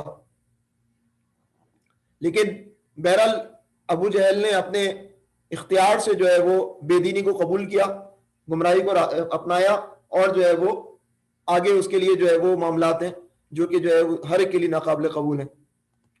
اب ہم آیت نمبر 12 پہ آتے ہیں. آیت نمبر 12 پہ جو ہے وہ اسی بات کو آگے بڑھایا اللہ تعالیٰ نے, او امرا بالتقوی. پیچھے والی آیت میں کیا ہے؟ علی الہدی. اور دوسری بات کیا ہے؟ امر بالتقوی. اب دو ہی باتیں ہو سکتی ہیں جس کی جو ہے وہ طرف جو ہے وہ انسان سوچ سکتا ہے کہ جو ہے وہ ایک انسان خود ہدایت پر ہے، نمبر ایک، اس پہ نور اللہ نور کیا ہے کہ وہ امر بالتقوی، وہ تقوی کی امر بھی کر رہا ہے اور وہ جو ہے وہ تقوی کا حکم بھی دے رہا ہے. تو اب کیا ایسے افراد کو جو کہ انسانیت کے ماتھے کا جھومر ہے ان کو روکا جائے گا؟ اور ان کا جرم کیا ہے کہ وہ ہدایت پر ہیں اور اس ہدایت کے حوالے سے لوگوں کو تقوی کی ہدایت کر رہے ہیں. یا پرہیزگار کی تلقین کرتا ہو. ذرا غور تو کرو اس امکان پر. ابو جہل تم کرنے کیا چلے ہو؟ جو تقوی کی تلقین کر رہا ہے، نبی کریم صلی اللہ علیہ وسلم لوگوں کو تقوی کی تلقین کر رہے ہیں، تو وہ کس کا تقوی اختیار کرنے کی تلقین کر رہے ہیں؟ اپنا نہیں، اس خدا کا تقوی اختیار کرنے کی تلقین کر رہے ہیں جس کو تم خالق کائنات مانتے ہو. ابو جہل تم بھی جانتے ہو کہ تم بولتے ہو کہ یہ سب کائنات کس نے بنائی ہے؟ اللہ نے. تم قسمیں کس کی کھاتے ہو؟ اللہ کی. نبی کریم صلی اللہ علیہ وسلم کس کی تقوی کی تلقین کر رہے ہیں؟ کس کی پرہیزگاری کی تلقین کر رہے ہیں؟ اللہ کے تقوی کو اختیار کرنے کی بات کر رہے ہیں. مشرکین کے ہاں جو تقوی کا تصور تھا بڑا ہی ناقص تھا، انکمپلیٹ تھا، نمائشی تھا، سمبولک تھا، علامتی تھا. فلاں جانور جو ہے وہ اس کو کھانا نہیں ہے، اس کو ذبح نہیں کرنا ورنہ خدا ناراض ہو جائے گا، یہ جو ہے وہ حصہ نہیں کھانا ہے، یہ جو ہے رسومات جو ہے بجا لانی ہے، یوں اس طرح جو ہے چھت سے داخل ہونا ہے. یہ ان کا تقوی تھا. جو چیزیں ہدایت کے لیے جو ہے وہ اللہ نے بھیجی تھی اس کے علاوہ اپنے طور پر خود ہی جو ہے وہ اپنے لیے جو ہے راستے تجویز کر لیے تھے، خود ہی اپنے لیے بندشیں. نبی کریم صلی اللہ علیہ وسلم لوگوں کو زنجیروں سے چھڑانے کے لیے آئے تھے، رسومات کے چنگل سے نکالنے کے لیے آئے تھے کہ فلاں بت کے لیے یہ تقاضے ہیں، فلاں بت کا یہ میلہ ہے، فلاں چیز یہ. لیکن جو ہے وہ یہ تقوی جو ہے وہ ابو الجہل کے لیے مطلوب تقوی تھا. لیکن نبی کریم صلی اللہ علیہ وسلم جس تقوی کی بات کر رہے تھے وہ تقوی حقیقی تقوی تھا. تفسیر سعدی میں جو قسیم کے جو عالم ہیں عبد الرحمن سعدی، انہوں نے جو ہے لکھا ہے نہیں یا نہیون کا رخ صرف اسی کی طرف ہوتا ہے جو فی نفسہ ہدایت پر نہیں ہوتا یا دوسروں کو تقوی کے خلاف حکم دیتا ہے. تو ابو جہل کے پاس کیا ان دونوں باتوں میں سے، اس چیک لسٹ میں سے کوئی بات تھی جس کے سے وہ جو ہے روک سکتا تھا نبی کریم صلی اللہ علیہ وسلم کو؟ کیا نبی کریم صلی اللہ علیہ وسلم ہدایت پر نہیں تھے؟ اس کے نیریٹو کے مطابق ہدایت پر نہیں تھے، یا وہ دوسروں کو تقوی کے خلاف حکم دے رہے تھے؟ اس کے نیریٹو کے مطابق وہ تقوی کے خلاف حکم دے رہے تھے. اور ان دو آیت میں یہی بات کی جا رہی ہے، غور تو کرو، تمہارا نیریٹو غلط ہو سکتا ہے، تم غور تو کرو کہ دوسرا فریق صحیح ہو سکتا ہے. ابو جہل کے تناظر میں حقیقی تقوی کا حکم دیتے ہوئے ابو جہل اچھا لگتا ہے. لیکن ابھی ہم نے پیچھے بات کی تھی کہ کاش ابو جہل جو ہے وہ ہدایت پر ہوتا تو کتنی اچھی بات ہوتی. اگر ابو جہل کے تناظر میں یہ بات کریں کہ اگر ابو جہل تقوی کا حکم دے رہا ہوتا تو کتنی اچھی بات ہوتی. او ہمارا بالتقوی. اب آیت نمبر 13 پہ ہم آیات ہیں. آیت نمبر 13 میں اللہ سبحانہ و تعالیٰ نے فرمایا ارأیت ان کذب وتولی. اب جو ہے وہ پھر ارائیتا ہے، تیسرا ارائیتا، اور اس کے اندر جو ہے وہ فرمایا گیا تمہارا کیا خیال ہے اگر یہ منع کرنے والا شخص حق کو جھٹلاتا اور منہ موڑتا ہو. الزام ابو جہل یہ لگا رہا تھا کہ یہ رسول اللہ صلی اللہ علیہ وسلم میں جو آبا کے طریقے کی تکذیب کر رہے ہیں، یہ رسول اللہ صلی اللہ علیہ وسلم میں جنہوں نے آبا کے طریقے سے منہ موڑ لیا ہے. یہ نیریٹو تھا ابو جہل کا. اب ابو جہل کو اس طرح متوجہ کیا جا رہا ہے، اس کے جیسے لوگوں کو اس طرح متوجہ کیا جا رہا ہے کہ ذرا دوسرا امکان پہ تو غور کرو. تدبر قرآن میں مولانا امین علیہ السلام نے لکھا ہے، یعنی کوئی بتائے کہ اگر یہی تکذیب کرنے والا اور حق سے منہ موڑنے والا ہو تب کون کس کے لیے دروازہ کھلے گا؟ یعنی تب تو اس نے اپنے لیے جہنم کا دروازہ خود ہی اپنے ہاتھوں کھول لیا. تو کذبہ کون ہے؟ ابو جہل. تم خود بھی ہو سکتے ہو. وتولی، ابو جہل تم خود بھی ہو سکتے ہو اس مرض کا شکار، جس مرض کو تم دوسروں پر انڈیل رہے ہو، جس الزام کو جو ہے تم نبی کریم صلی اللہ علیہ وسلم پہ لگا رہے ہو. اصل میں تم اس پہ تو غور کرو کہ کہیں تم تو تکذیب کے مرتکب نہیں ہو رہے، کہیں تم تو جو ہے غرور کے نتیجے میں منہ موڑنے کے مرتکب نہیں ہو رہے. تو یہ جو ہے وہ باقاعدہ جو ہے وہ ابو جہل کو سوچنے پر مجبور کیا جائے کہ تم ابو الحکم کہلاتے ہو. غور تو کرو کہ کس راستے کے تم راہی بن رہے ہو. اس کے بعد آیت نمبر 14 آتی ہے. آیت نمبر 14 کے اندر جو ہے وہ اللہ تعالیٰ فرماتے ہیں الم یعلم بان اللہ یرا. کیا اسے معلوم نہیں ہے کہ اللہ دیکھتا ہے؟ کیا وہ نہیں جانتا کہ اللہ دیکھ رہا ہے؟ الم یعلم، کیا وہ نہیں جانتا بان اللہ یرا کہ اللہ دیکھ رہا ہے. اب انسان جو ہے وہ چاہے کتنی تعویلیں پیش کرے کہ میں تو دنیا میں جو ہے وہ اصلاح کرنا چاہتا ہوں، جبکہ وہ دنیا میں فساد برپا کرنا چاہتا ہے، کیا وہ یہ نہیں جانتا کہ اللہ دیکھنے والا ہے؟ اللہ تو انسان کے ظاہری اعمال کو بھی دیکھنے والا ہے، اللہ تعالیٰ تو انسان کی باطنی نیت سے بھی واقف ہے۔ بظاہر ایسا معلوم ہوتا ہے کہ یہاں ہر انصاف پسند شخص مخاطب ہے، تفہیم القرآن میں لکھا ہے بظاہر ایسا معلوم ہوتا ہے کہ یہاں ہر انصاف پسند شخص مخاطب ہے۔ اس سے پوچھا جا رہا ہے کہ تم نے دیکھی اس شخص کی حرکت جو خدا کی عبادت کرنے سے ایک بندے کو روکتا ہے؟ عبدہ ندا صلی اللہ، تمہارا کیا خیال ہے کہ اگر وہ بندہ راہ راست پر ہو یا لوگوں کو خدا سے ڈرنے اور برے کاموں سے روکنے کی کوشش کرتا ہو، پیچھے ہم نے دیکھا ہمارا بالتقوی، اور یہ منع کرنے والا حق کو جھٹلاتا اور اسے منہ موڑتا ہو، تو یہ اس کی حرکت کیسی ہے؟ کیا اسے پتا ہے کہ اللہ تعالیٰ جو ہے وہ اس کو دیکھ رہا ہے؟ کیا یہ شخص یہ روش اختیار کر سکتا تھا اگر اسے معلوم ہوتا کہ اللہ اس بندے کو بھی دیکھ رہا ہے جو نیکی کا کام کرتا ہے، اور اس کو بھی دیکھ رہا ہے جو حق کو جھٹلانے اور اسے روگردانی کرنے میں لگا ہوا ہے؟ ظالم کے ظلم اور مظلوم کی مظلومی کو اللہ کا دیکھنا خود اس بات کو مستلزم ہے کہ وہ ظالم کو سزا دے گا اور مظلوم کی داد رسی کرے گا۔ بعض دفعہ انسان سوچتا ہے کہ اللہ دیکھ رہا ہے، لیکن یہ اللہ کا دیکھنے کا فائدہ کیا؟ مظلوم پٹا جا رہا ہے، مظلوم ظلم کی چکی میں پستا جا رہا ہے، ظالم پنپتا جا رہا ہے، فائدہ کیا اللہ کیسے دیکھنے کا؟ نہیں، اصل میں اللہ کی اسکیم کو پہچاننے کی ضرورت ہے۔ اللہ تعالیٰ سارے اعمال کے نتائج کی برآمدگی اس دنیا میں نہیں کروائیں گے۔ میں بار بار آپ کو یاد دلاتا ہوں ہر موقع پر جو ہے اس حوالے سے اصحاب الاخدود کا واقعہ، اہل ایمان کو کفار نے خندقیں کھود کر زندہ جلایا تھا، اور اللہ تعالیٰ نے اس موقع پر فرمایا کہ اللہ تعالیٰ ہر شے کا شہید ہے، ہر چیز کو کے اوپر وہ موجود ہوتا ہے، گواہ ہوتا ہے، وٹنس ہوتا ہے۔ اللہ تعالیٰ نے اس موقع پر ظالموں کے ساتھ کیا کیا، مظلوموں کے ساتھ کیا کیا؟ مظلوم زندہ جل گئے اور ظالم جو ہے وہ اپنا کام کر گئے، لیکن آخر کار ایک چیز ہے جس کو ہم آخرت کہتے ہیں، اس آخرت کے اندر ظالم کو سزا ملے گی اور مظلوم کی دادرسی ہوگی۔ جب تک کہ ہمارا یہ عقیدہ نہیں ہوگا نا، تب تک کہ ہم سدھر نہیں سکتے۔ ہم کہیں گے یار یہ 2 نمبر آدمی پنپ رہا ہے، یہ راشی جو ہے وہ اس کے پاس اتنا زبردست مکان بن گیا ہے آرٹسٹک قسم کا، یہ جو ہے وہ یہ سب کچھ ہو رہا ہے اور اللہ دیکھ رہا ہے۔ اللہ دیکھ رہا ہے، لیکن اللہ تعالیٰ ابھی حساب کتاب نہیں کریں گے، یہ ہمیں بتا دیا گیا ہے۔ حساب کتاب کا موقع کسی اور وقت ہے، اس وقت کا ہمیں انتظار کرنا، یہ ہمارا ایمان کا تقاضا ہے۔ اگر فرض کریں کہ یہ 2 نمبر آدمی جو ہے وہ یہ کام کرے اور کھٹ سے جو ہے وہ اس کو جو ہے وہ سزا مل جائے، اس کو کینسر ہو جائے، اس کے بیٹے کو ایکسیڈنٹ ہو جائے، تو پھر جو ہے وہ، اور آپ کو پتا ہے کہ اس نے یہ کیا اور اس کا نتیجہ برآمد ہو گیا، تو آپ کا امتحان کیا رہا؟ آپ کو تو دنیا کے اندر ہی پتہ چل گیا کہ بعض دفعہ اللہ تعالیٰ دکھا دیتے ہیں اس چیز کو، لیکن یہ مستقل ریت نہیں ہے اللہ تعالیٰ کی کہ جو ہے وہ اللہ تعالیٰ فوری طور پر لوگوں کو سزا دیں۔ مجھے یاد ہے میں پاکستان میں جو ہے وہ جن سے موٹر سائیکل اپنی صحیح کرواتا ہوں، تو وہ جو ہے وہ ان کے قریب ایک اور دکان ہے، تو وہ صاحب جو ہے وہ ان سے بھی جب جاتے ہیں تو ملاقات ہو جاتی ہے، تو صاحب بتا رہے تھے جناب فلاں شعیب بھائی فلاں آدمی جو ہے نا سود خور ہے، تو جو ہے نا وہ سود خور جو ہے نا اس کے ساتھ کیا ہوا کہ اس کا جوان سال بیٹا جو ہے مر گیا، اور جو ہے وہ سود خور کو دیکھو کیسی سزا ملی ہے۔ اچھا سود خور کو سزا، وہ بچہ تو مر گیا، اس بچے کی کیا ذہن میں آتی نا بات۔ اچھا اگلی دفعہ میں سعودی عرب سے پاکستان گیا تو پتا چلا کہ اس کا اسی بندے کا بیٹا جو حفظ قرآن کر رہا تھا، وہ بیٹا جو بھی بالکل معصوم بیٹا جو حفظ قرآن کر رہا ہے ابھی، وہ ہوا کیا کہ ان کے گھر میں موٹر سائیکل رکھی تھی، موٹر سائیکل اس کے اوپر دھڑام سے گری اور وہ بچہ جو ہے وہ شہید ہو گیا۔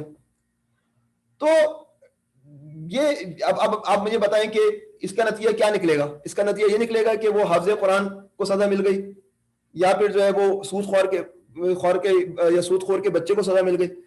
دنیا کو اس تناظر میں دیکھنا ذرا غیر مناسب سا عمل ہے، کچھ بھی کسی کے ساتھ ہو سکتا ہے۔ آخرت جو ہے وہ مقام ہے جہاں پر جو ہے ہمیں چیک کرنا چاہیے کہ جو ہے وہ اعمال کو دیکھیں اور اعمال کی بنیاد پہ ایویلیوشن کریں اپنی، دوسروں کی کرنے کے بجائے، کہ میں جو ہے وہ قیامت کے دن کس مقام پر کھڑا ہوں گا۔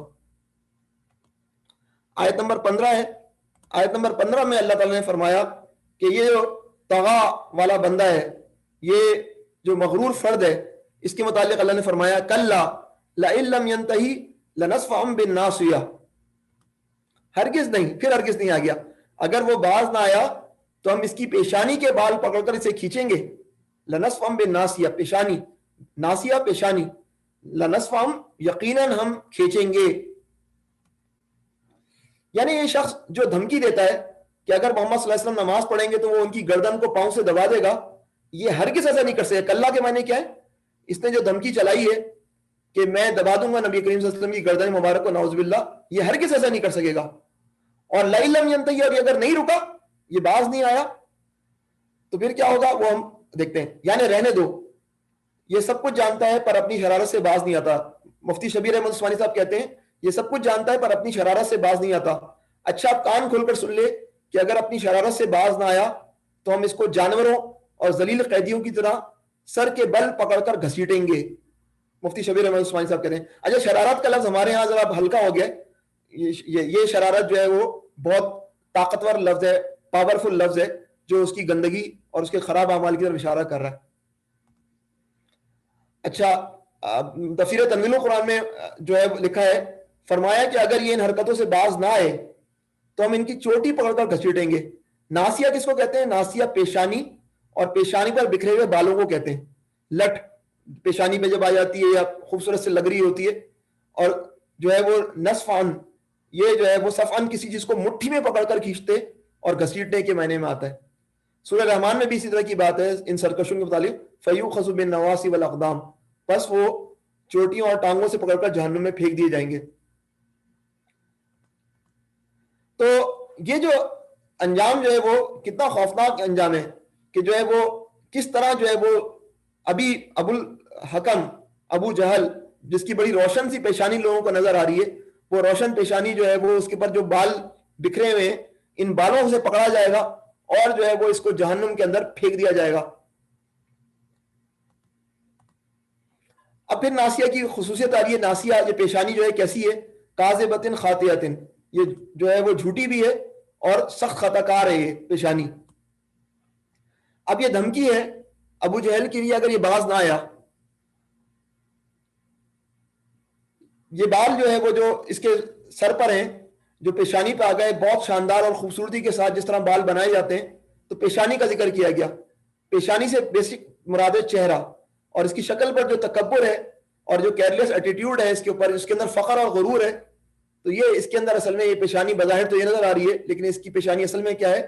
یہ جھوٹی ہے، یہ خطا کار ہے، یہ خطاؤں کی پلاننگ کرنے والی پیشانی ہے. یہ جو پیشانی ہے، آپ غور کریں اس پیشانی کے بیک سائڈ پہ کیا ہے. یہ پیشانی ہے، اس کے پیچھے ہمارا دماغ کا وہ حصہ ہے جس میں سوچ اور ارادے بنتے ہیں. تو جدید سائنس کی روشنی میں اگر تفسیر کی جائے تو یہ بنے گی کہ جو اس کے دماغ کا حصہ ہے پیشانی، یہاں جو اس کی سوچیں بنتی ہیں انتہائی خطاکار قسم کی، انتہائی غلط اور انتہائی جھوٹی باتیں یہ سوچتا ہے، تو جو اس کا تھاٹ پروسیس ہے اس کی نفی کی جا رہی ہے، اس کو ریجیکٹ کیا جا رہا ہے. پھر یہ عمل کرتا ہے تو کر گزرے. اب جو ہے وہ اس کے ساتھ ہونا کیا جا رہا ہے وہ جو ہے وہ آگے بات آئے گی. یہ امر ملحوظ رہے. اب اس کے مقابلے میں تدبر قرآن میں مفتی مولانا امین اصلاحی صاحب کیا لکھتے ہیں؟ یہ امر ملحوظ رہے کہ پیشانی ایک اور پیشانی بھی ہوتی ہے. وہ پیشانی کیسی ہے؟ جو کہ لقد خلقنا الانسان فی احسن تقویم والی پیشانی ہے. یہ امر بھی ملحوظ رہے کہ آدمی کی پیشانی کے لیے سب سے بڑا شرف کیا ہے؟ سجدوں کا نشان ہے.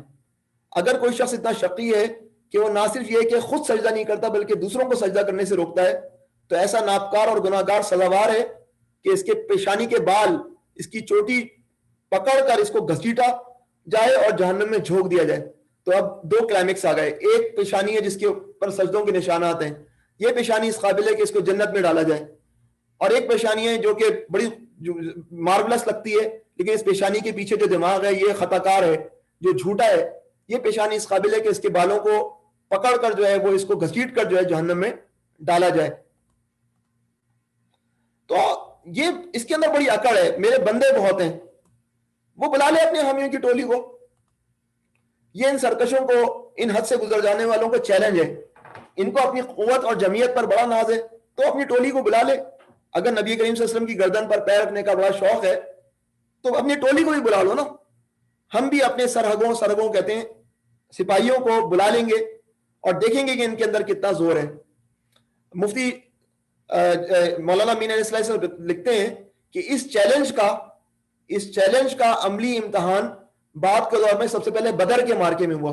بدر کے مارکے میں ابو جہل لے کر آ گیا 1000 افراد کو, نادیہ کو لے کر آ گیا اپنے وہ, اور دنیا نے دیکھ لیا کہ خدا کے سپاہیوں کے آگے قریش کی پوری قوت و جمعیت کس طرح غبار بن کر اڑ گئی, اڑا کر رکھ دیا. وہ بلا لے اپنے حامیوں کی ٹولی کو. نادیہ محفل کو کہتے ہیں دوستوں پرستاروں کا ہجوم حلقہ, فرینڈز, سب آرڈینیٹس, فینس کلب, سب کو بلا لے. ابو جہل اپنی مجلس پر بہت اترایا کرتا تھا, میں تو بڑے بڑے لوگوں کو جانتا ہوں, میری تو بڑی ریچ ہے, میری تو بڑی پہنچ ہے, میرے تو بڑے دوست ہیں. فرمایا اللہ تعالیٰ نے بلا لے سب کو. اور بدر میں جب وہ بلا کر لایا تو پھر جو ہے وہ سارے کے سارے جو ہے وہ بدر کے کنویں کے اندر جو ہے وہ ان کی لاشیں پڑی ہوئی تھی. آیت نمبر 18 میں فرمایا اللہ تعالیٰ نے سنت الزبانیہ, تم بھی اپنی ٹولی کو بلاؤ, ہم بھی کسی کو بلاتے ہیں. کس کو بلاتے ہیں؟ ہم بھی عذاب کے فرشتوں کو بلا لیں گے, ہم بھی عذاب کے فرشتوں کو بلا لیں گے. چند روز کے بعد تفسیر عثمانی میں مفتی شبیر احمد عثمانی صاحب لکھتے ہیں چند روز بعد بدر کے میدان میں دیکھ لیا گیا کہ اسلام کے سپاہیوں نے اسے گھسیٹا. کس کو؟ ابو جہل کو. اور آخرت میں جب دوزخ کے فرشتے اس کو نہایت ذلت کے ساتھ جہنم رسید کریں گے, اب وہی بات روایت آ گئی کہ ابو جہل حضرت صلی اللہ علیہ وسلم کو نماز میں دیکھ کر چلا کہ بیعت بھی کرے, وہاں پہنچا نہ تھا کہ گھبرا کر پیچھے ہٹا, اور لوگوں کے دریافت کرنے پر کہا کہ مجھے اور محمد صلی اللہ علیہ وسلم کے درمیان ایک آگ کی خندق نظر آئی جس پر کچھ پر رکھنے والی مخلوق تھی, میں گھبرا کر واپس آ گیا. حضور اکرم صلی اللہ علیہ وسلم نے ارشاد فرمایا کہ اگر وہ ذرا آگے بڑھتا تو فرشتے اس کی بوٹی بوٹی جدا کر دیتے. گویا آخرت سے پہلی دنیا میں اس کو سند الزبانیہ کا ایک چھوٹا سا نمونہ دکھایا گیا. عذاب کے فرشتے جو ہے وہ اس خندق کے اوپر موجود تھے, اگر ابو جہل تھوڑا سا آگے بڑھتا تو وہ عذاب کے فرشتے یہاں پر بھی اپنا کام دکھا دیتے. سند الزبانیہ کی تفسیر میں ایک اور بات یہ بھی ہے کہ زبن زا بے با نون, اس کو دھکا دینے کو کہتے ہیں, دھکا دینا. پرانے زمانے میں بادشاہ جن سے ناراض ہو جاتے تھے, جن لوگوں سے ناراض ہوتے تھے, تو ان کے دربار میں کچھ ایسے سپاہی ہوتے تھے جو ایسے لوگوں کو بے عزتی کے ساتھ دھکے دے دے کر دربار سے نکال دیا کرتے تھے. آپ سمجھ رہے ہیں زبن کون, زا با نون کون لوگ ہیں؟ یہ وہ لوگ ہیں جن کا اسپیشل اسائنمنٹ یہ تھا کہ دربار سے ذلیل کر کے جو ہے وہ افراد کو نکالا جائے. تو بتایا کہ اللہ تعالیٰ ایسی پیشانی جو کہ بڑی عزت والی پیشانی ہے, ایسے اللہ تعالیٰ بے عزتی کرے گا ان کی قیامت کے دن. تو زمن کا مطلب ہوتا ہے ہٹانا, اور اٹھنی کا لات مارنا بھی ہے بے عزتی کے معنی میں, جیسے کہ آپ کے سامنے رکھا. یہ ہوتا ہے اس کا حال قیامت کے دن. عذاب کے فرشتے ہوں گے جو کہ اس کو پیشانی کے اور جو ہے وہ اقدام پاؤں سے اٹھا کر جو ہے وہ جہنم میں پھینکیں گے, اور یہ کچھ نہیں کر سکے گا. اب آیت نمبر 19 آیت یہ, آیت نمبر 19 جو ہے وہ آخری آیت ہے اس سورت کی, اور اس کے اندر جو ہے وہ آیا سجدہ بھی ہے. تو یہ میں ایک دفعہ پڑھوں گا, اس کا سجدہ کر لیں گے. اگرچہ یہ ممکن ہے کہ ہم بعد میں بھی کر لیں, لیکن ابھی ہم بیٹھے ہوئے تو ہم سجدہ کرنا کوئی حرج نہیں ہے. کلا لا تطعہ واسجد واقترب.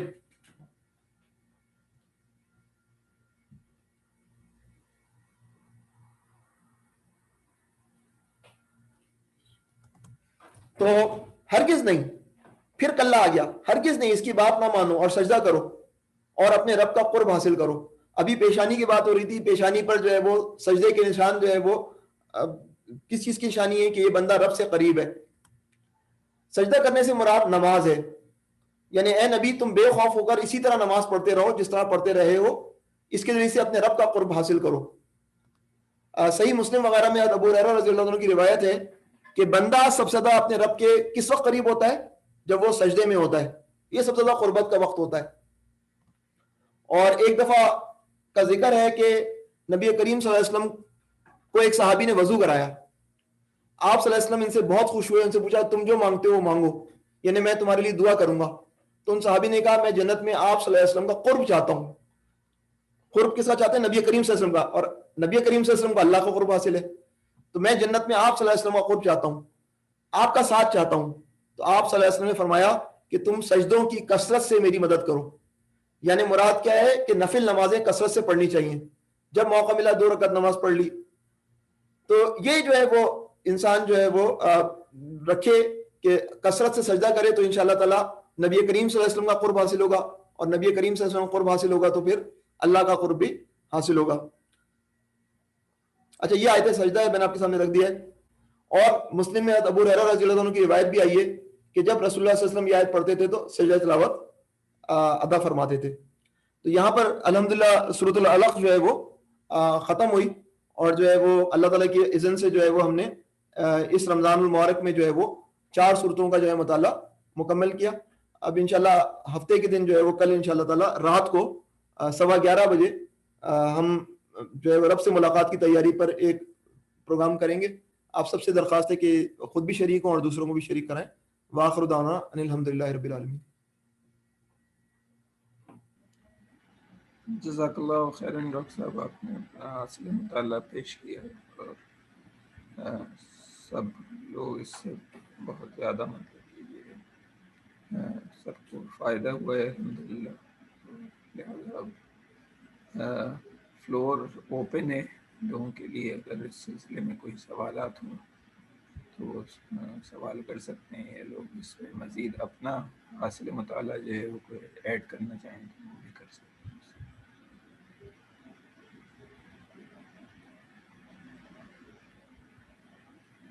اچھا, میں وہ سہولت جو ہے نا لوگ انمیوٹ خود کر سکتے ہیں, میں وہ کر رہا ہوں. اب آپ خود ہی انمیوٹ کر سکتے ہیں نا.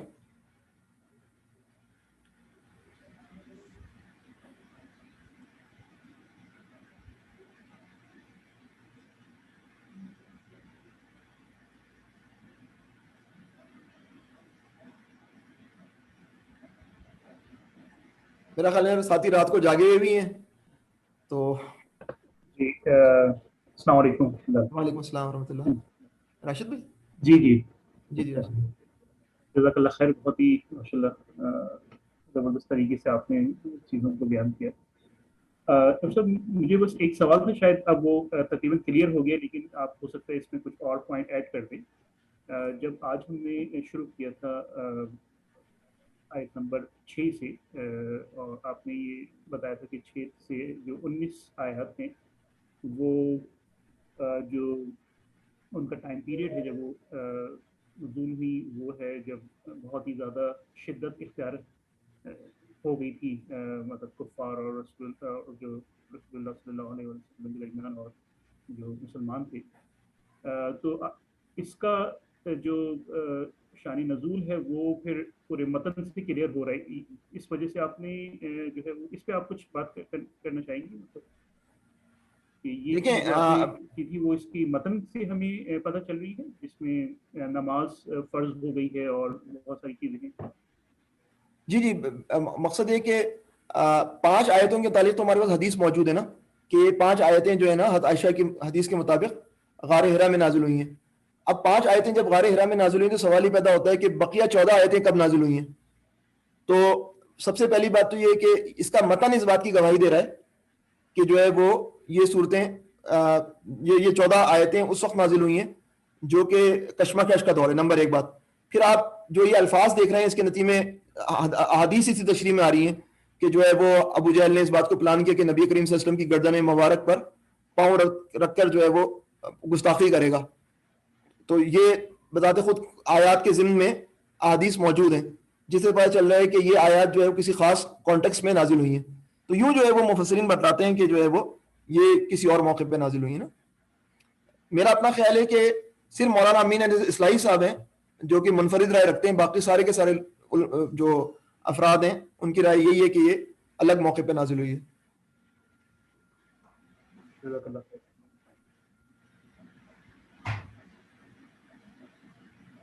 اور اگر کوئی سوال ہو تو آپ رکھ سکتے ہیں.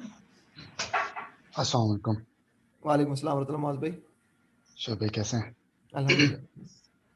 باقی ساتھیوں کو بھی سلام. اور میرا شعیب بھائی بس ایک چھوٹا سا کامنٹ وہ یہ ہے کہ جیسے قرآن میں کئی جگہ آیا ہے کہ اگر ہم انسان کو اس کی غلطی پہ پکڑ لیا کرتے اسی دنیا کے اندر تو اس میں پھر کوئی بھی جو ہے نا کافر نہیں رہ پاتا نا. لیکن پھر سورہ فجر میں ہم یہ بھی دیکھتے ہیں کہ اللہ تعالیٰ نے کہا کہ وَمَنْ الْإِنسَانُ إِذَا مَا ابْتَلَاهُ رَبُّهُ وَمَنْ الْإِنسَانُ إِذَا مَا ابْتَلَاهُ فَقَدَرَ عَلَيْهِ رِزْقَهُ وَيَقُولُ رَبِّي أَهَانَنِ. تو پھر اس کے بعد آیا کہ کلا, اور کلا کہہ کے پھر جو ہے نا اس میں بتایا کہ وہ تم جو ہے نا مسکینوں کو کھانا نہیں کھلاتے اور یہ نہیں کرتے اور یہ نہیں کرتے, مطلب ساری باتیں آئی ہیں.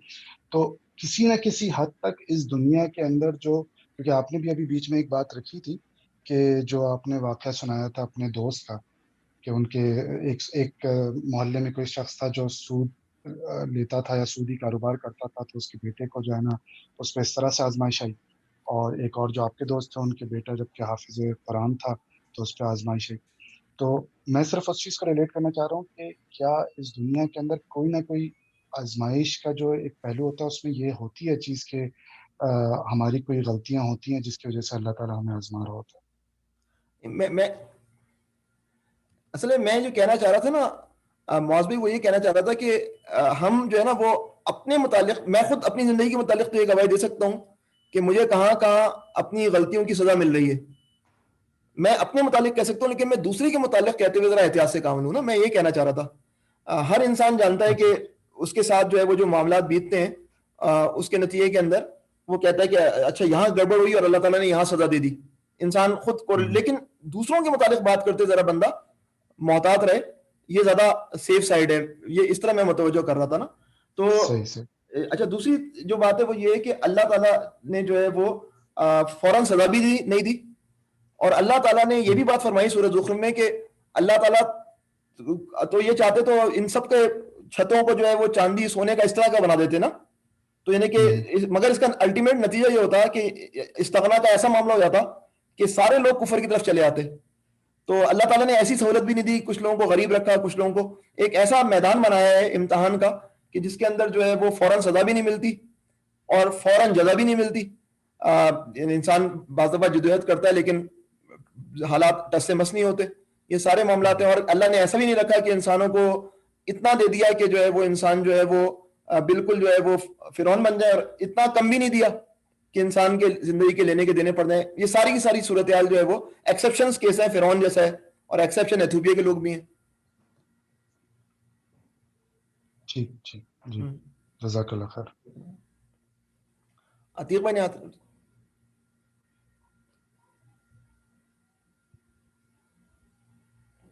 عتیق بھائی السلام علیکم شعیب بھائی۔ وعلیکم السلام ورحمۃ اللہ۔ شعیب بھائی جزاک اللہ خیر۔ میرا ایک جنیرک سا کوشچن ہے کہ جو قرآن مجید کی تفاسیر ہیں وہ ماشاءاللہ بہت مفسر جو ہے نا وہ ملتے ہیں، تو یہ مطلب جو تفسیر کرنے والا یہ کرائٹیریا کیا ہوتا ہے؟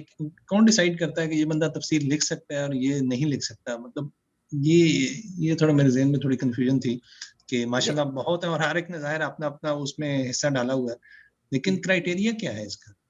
دیکھیں ایک بات تو نوٹ کریں نا عتیق بھائی کہ اسلام میں پاپائیت نہیں ہے نا، اسلام میں کوئی ایسا انسٹیٹیوشن نہیں ہے جس کے نتیجے میں ہم یہ کہہ سکیں کہ یہ انسٹیٹیوشن جو ہے وہ اس چیز کی طے کرے گا کہ فلاں قرآنی آیت کی کیا تشریح ہوگی۔ یعنی اللہ کا شکر ہے کہ اللہ تعالیٰ نے مسلمانوں کا سسٹم جو ہے وہ خلافت تھی، خلافت کا انسٹیٹیوشن تھا، اس کے بعد بہرحال جب خلافت ختم ہو گئی تو یہ بالکل جو ہے وہ ڈسٹریبیوٹڈ ہو گیا۔ اب جو ہے وہ علماء کے گروہ ہوتے ہیں نا، ایک عالم، اس کا شاگرد عالم اور اس کا شاگرد عالم، یہ بہرحال وقت گزرنے کے ساتھ ساتھ جو ہے وہ مختلف فرقے بھی بن گئے، اور ان فرقوں کے بھی پھر عالم جو کہ دسترس رکھتے ہیں۔ تو اب یہ تو کوئی نہیں ہے کہ کوئی یہ کہہ سکے کہ میرے فرقے کا عالم ہی تفسیر کرے گا اور آپ کے فرقے کا عالم تفسیر نہیں کرے گا۔ تو صورتحال تو یہ ہے کہ جو ایک فرقہ تھا معتزلہ کے جو امام علامہ زمخشری صاحب، وہ بہت بڑے جو ہے وہ لغت کے ماہر ہیں، ادب کے ماہر ہیں، وہ جو معتزلہ ہیں اور ان کو ہم جانتے ہیں کہ وہ حق سے جو ہے الگ گروہ ہے، لیکن ان کی تفسیر جو ہے وہ تمام فرقوں کے افراد جو ہے وہ ریفرنس کے طور پہ لیتے ہیں، کیونکہ ان کی تفسیر جو ہے وہ الفاظ کے معنوں کو بڑا اچھا احاطہ کرتی ہے۔ تو اس وجہ سے جو بات ہے وہ یہ ہے کہ ہر طبقے میں سے جو صاحب علم افراد ہیں جو اس بات کی ضرورت محسوس کرتے ہیں کہ جو تفاسیر ہیں وہ پچھلی تفاسیر وہ شاید جو ہے وہ مکمل طور پر ضروریات پوری نہیں کرتی ہوں، تو مجھے جو ہے وہ کچھ لکھنا چاہیے، تو وہ لکھنے کی کوشش کرتے ہیں۔ بعض دفعہ یہ ہوتا ہے کہ یہ اب نئے دور کا فنومنا یہ ہے کہ افراد کار جو ہے وہ کسی موقع پر افراد کار کی اصلاح کے لیے تقریریں کرتے ہیں، دروس دیتے ہیں، اب ان دروس کو ٹرانسکرائب کر لیا جاتا ہے اور وہ تفسیر کے نام پر چھپ جاتی ہیں۔ تو اب یہ فنومنا بھی جو ہے وہ پہلے بھی شاید ہوتا ہو، لیکن اب یہ زیادہ ٹرانسکرپشن کا عمل زیادہ ہو گیا ہے۔ میرا خیال میں ڈاکٹر اسرار کی تفسیر ہے وہ اسی طرح کی ہے۔ تو لیکن اس طرح کا ہمارے پاس کوئی انسٹیٹیوشن نہیں ہے جو کہ اجازت دے کہ آپ ہیں جو کہ تفسیر جو ہے وہ लिख सकते हैं या कर सकते हैं. तो फिर हमें इसकी सिलेक्शन में क्या क्राइटेरिया मतलब हमारे पास होना चाहिए कि फलानी तफसीर पढ़ी जाए, फलाना मुफस्सिर मतलब मुफस्सिर को. हाँ, इसके लिए देखिए ना अतीक भाई, मैंने पहले भी आपसे अर्ज किया था कि अगर आप इजी कुरान और हदीस, एक अल्लाह का बड़ा अच्छा सॉफ्टवेयर बन गया, हो सकता है कोई और भी सॉफ्टवेयर हो जिसके अंदर तमाम ही अफराद की तफसीर मौजूद हैं, तमाम 50-60 तफसीर मौजूद हैं. तो अगर आप जो है वो एक तफसीर को देखें और उस तफसीर के बाद जो है वो आप दूसरी तफसीर को देखें, तीसरी तफसीर को देखें, तो आप इस नतीजे में पहुंचेंगे कि यानी कि आप तो हमारे कुरान सर्कल में बैठते ही हैं, आपको खूब अंदाजा है कि 90% टाइम कोई फर्क ही नहीं होता, सब एक ही बात कर रहे होते हैं.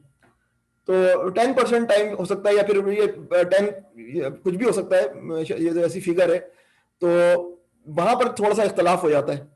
तो उस वक्त जो है वो जिस तरफ आपका झुकाव है, अगर आप जो है वो समझते हैं कि मुफ्ती मोहम्मद शफी बहुत बड़े आलिम है, तो मुफ्ती मोहम्मद शफी देवबंदियों के यहाँ बहुत बड़ी कदर कीमत रखते हैं. मुफ्ती तकी उस्मानी साहब की आजकल उनकी भी तफसीर आ गई है. बरेलवियों के अंदर मैं हमेशा पीर करम शाह अज़हरी साहब का नाम लेता हूँ कि पीर करम शाह अज़हरी साहब जो है वो एक बहुत मुतदिल आलिम दीन है. अब्दुर्रहमान किलानी साहब हैं, या सादी जो अब्दुर्रहमान सादी साहब हैं कसीम के, इनकी उर्दू में तफसीर आ गई है. ये अहले हदीस या सलफी भाइयों के लिए बहुत अच्छे मुफस्सिर हैं. जदीद तालीम याफ्ता तबक़ात के लिए मौलाना मीर इसलाह साहब और मौलाना मौदूदी साहब बहुत अच्छे हैं. तो इन सबको बंदा देख ले, और डॉक्टर इसरार साहब, और फिर उसके नतीजे के अंदर जो है वो अपने लिए राय हिदायत तलाश करे. इंशाअल्लाह ताला अल्लाह अगर हिदायत की तलाश होगी और जो है वो अच्छा इंसान होगा, और जो है वो यूँ समझें कि सीना तंग नहीं होगा किसी फरीक के मुतालिक, तो इंशाअल्लाह ताला जो है वो हिदायत ही निकलेगी, खराबी निकलेगी. लेकिन अगर इंसान का रवैया ये हो कि मैं कुरान इस वजह पढ़ रहा हूँ कि फलां को निगेट करना है, फलां का रद्द करना है, तो फिर मसले हो जाते हैं, और बाज़ जगह ये नजर आ रहा होता है. ठीक है, जज़ाकल्लाह खैर. जज़ाकल्लाह खैर. जज़ाकल्लाह खैर. उस्मान भाई ने गालिबन पूछा है ऐप और कुछ लिंक्स के बारे में, अगर कोई अवेलेबल है. क्या कह रहे हैं उस्मान भाई? लिंक? हाँ, कोई ऐप हो तफासिर की. हाँ, तो मैं वो इजी कुरान व हदीस, अगर आप ये गूगल पे लिखेंगे ना इजी कुरान व हदीस, ये जामिया अशरफिया लाहौर या सऊदी अरब में हमारे एक साथी उन्होंने शुरू किया था इस सिलसिले को, फिर जामिया अशरफिया लाहौर ने इस बात को टेक ओवर कर लिया. वो एक सॉफ्टवेयर है, अगर आप उसको डाउनलोड कर लें, अपने लैपटॉप पे या अपने कंप्यूटर में इंस्टॉल कर लें, तो उसके अंदर तकरीबन तमामी तफसीर जो है ना वो आ गई हैं. अल्लाह का लाख लाख एहसान है, उर्दू जितनी तफसीर लिखी गई हैं अब तक के ना, तो यहाँ तक कि सर सैयद अहमद खान की भी आ गई है. और जो है वो वही बात इससे अतीक भाई डर रहे हैं कि पता नहीं कोई तफसीर से गुमराह ना हो जाए, लेकिन तमाम तफसीर तकरीबन इन लोगों ने मुरतब कर ली हैं और कंपाइल कर ली हैं. तो हमारे लिए बड़ी आसानी है कि मैं अगर एक आयत को देखना चाहूँ कि फलां ने क्या कहा, फलां ने क्या कहा, फलां ने क्या कहा, तो मैं कंपेयर कर सकता हूँ. और जो है वो अगर कोई चीज़ ऐसी जो कि मुझे क्लिक कर रही हो, तो मैं उसको ले सकता हूँ. इसी कुरान वादी. उसके अलावा मैं यूज़ करता हूँ equranlibrary.com. ठीक है, तो equranlibrary.com के अंदर 45 तफासिर जो हैं वो मौजूद हैं, माशाल्लाह, जिसके अंदर तफहीमुल कुरान का इंग्लिश ट्रांसलेशन जो है वो भी मौजूद है उसके अंदर. तो 2 तफासिर जो हैं वो इंग्लिश में मौजूद हैं उसके अंदर भी. और ये भी काफ़ी अच्छा एक रिसोर्स है अगर आपको एक ही जगह अहादीस की और तफासिर की अगर आपको जो है वो चाहिए, तो आप equranlibrary.com को विज़िट कर लें आप, और जो तफसीर चाहें आपको बेसिकली मिल सकती है. सही. अगर और कोई सवाल ना हो तो फिर मैं मौज भाई आज हमारे साथ हैं, उनसे मैं दुआ की दरख्वास्त करूँगा और इस प्रोग्राम के इख्तिताम को पहुँचाएंगे इंशाअल्लाह. फिर कल इंशाअल्लाह मुलाकात कल होगी. इंशाअल्लाह जो है रिमाइंडर है आप सबके लिए कि 11:15 बजे इंशाअल्लाह हम अपना लैलतुल क़द्र से मुताल्लिक़ प्रोग्राम जो है इंशाअल्लाह शुरू करेंगे.